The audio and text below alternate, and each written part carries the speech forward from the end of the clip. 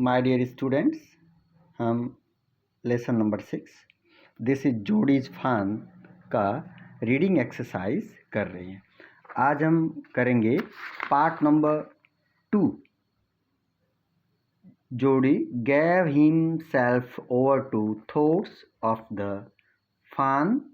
They passed the abandoned clearing. He said, "Cut to the north, Melville.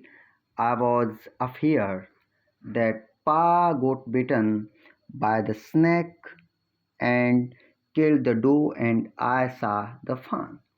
Suddenly, Jody was unwilling to have Melville with him.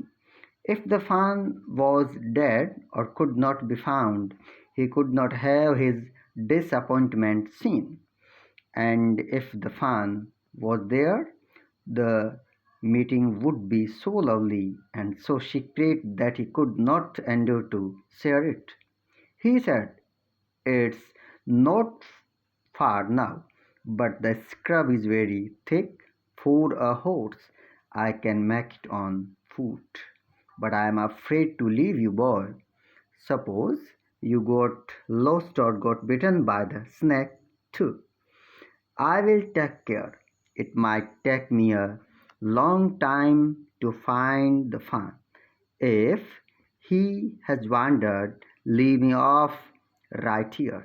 All right? But you take it easy now. You know, north here and east there and there. That tall pine makes a bearing. So long, Millville.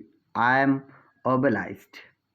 He waited for the sound of the hoofs to end, then cut to the right.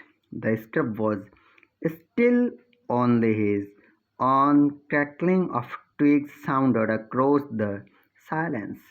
He wondered for an instant if he had mistaken his direction. Next page से अपन page number 87 पे पढ़ रहे हैं. Then a buzzard rose in front of him and flapped into the air. He came into the clearing under the oaks. Buzzards sat in a circle around the carcass of the doe. They turned their heads on their long scrawny necks and hissed at him. He threw his bow at them, and they flew into an adjacent tree. The sand showed large cat prints, but the big cats killed fresh, and they had left the doe to the carrion birds.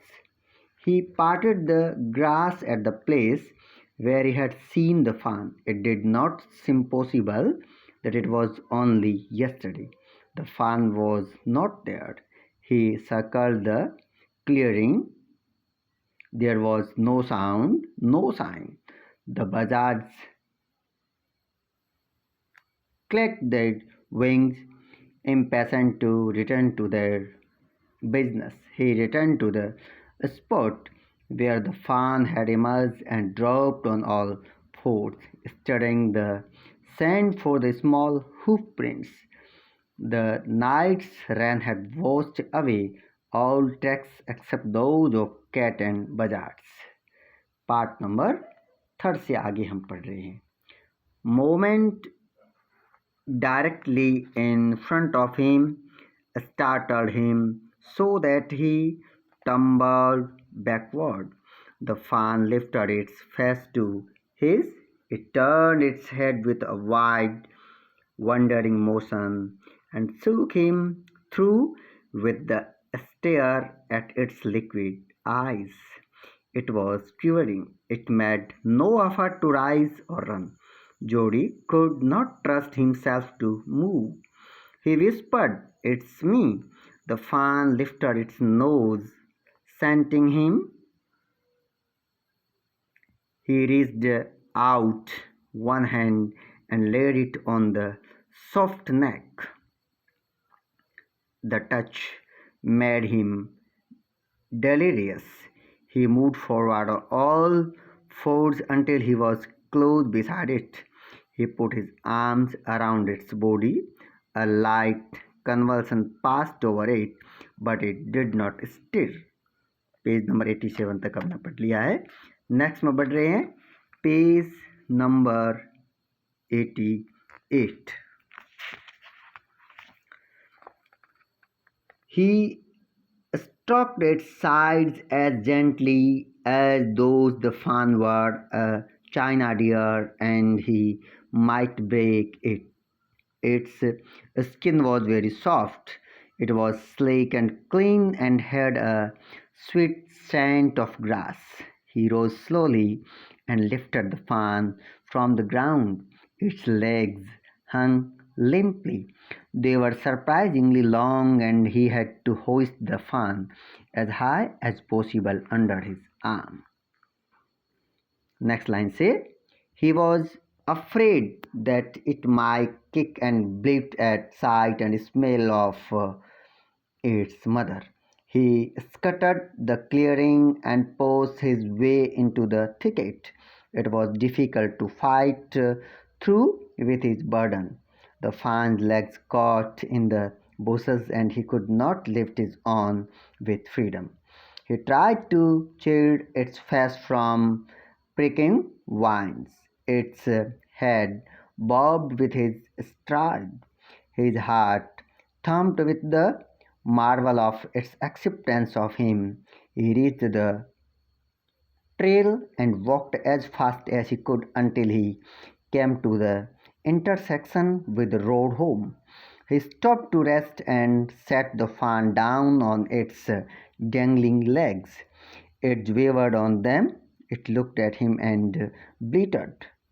He said, enchanted, I will carry you after I get my breath. He remembered his father saying that a fawn would follow if it had first been carried. He started away slowly. The fawn stared after him. He came back to it and stalked it and walked away again. It took a few wobbling steps toward him and cried piteously. It was willing to follow him. It belonged to him. It was his own. He was light-headed with his joy. He wanted to fondle it, to run and romp with it, to call to it to come to him. He dared not alarm it. He picked it up and carried it in front of him over his two arms. It seemed to him that he walked without effort. हमने page number 89 की शुरुआत की 3-4 लाइनें पढ़ी है. बाकी का next वाले वीडियो में और हम पढ़ेंगे. उम्मीद करता हूँ आप अच्छी तरीके से इसे रीड करेंगे, अच्छी तरीके से रीडिंग एक्सरसाइज करेंगे. आप के लिए ये वीडियो उपयोगी साबित होगा और आप शुरुआत से लगाकर लास्ट तक लाइन टू लाइन मेरे साथ इस प्रकार से बने रहेंगे. Thank you.